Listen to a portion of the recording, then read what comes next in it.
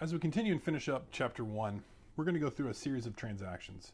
A couple things to note as we go through this. First of all, these transactions are in your textbook, these exact same transactions. I don't use a lot of textbook PowerPoint slides in my desk lectures, but you'll see that I use them a couple times. Chapters 1 and 2 are examples because I want you to be able to go to your textbook and read more about these transactions if you want. Second thing, this can be hard for students.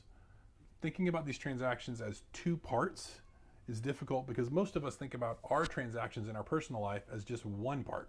I'm buying something else, I'm spending money on my car, whatever we're spending money on.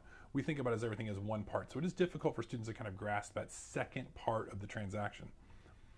Another thing, we're going to do this way in chapter 1, and then we kind of shift gears in chapter 2 and don't really ever come back to this methodology, this way of showing transactions. This will make a lot more sense to you when you're through with chapter 2.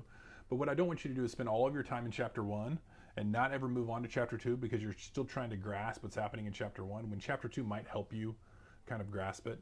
And so don't watch this video over and over again if you're not following. Maybe the best thing to do would just be to go to chapter 2 and take a look. But here we go. Here's our first transaction. The owner contributes $30,000 cash to the company in exchange for stock. Here's our accounting equation. Assets equals liabilities plus equity. And you can see cash here as going up because the business just got this $30,000 cash investment.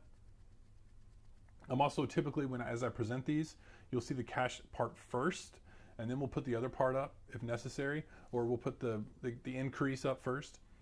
Here you can see the cash increasing, and we also see common stock increasing. One thing that students might struggle with on this initial one is they're thinking that the equity should be going down.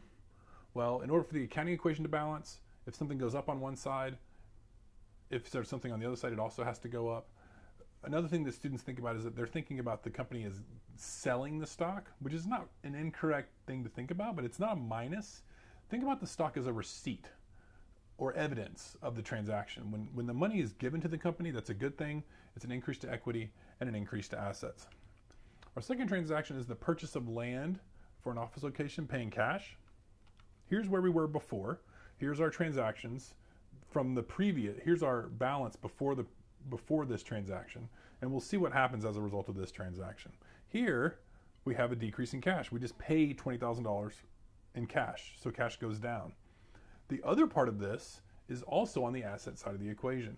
And so here we started with $30,000 on each side, and we end with $30,000 on each side. This is really just an asset trade.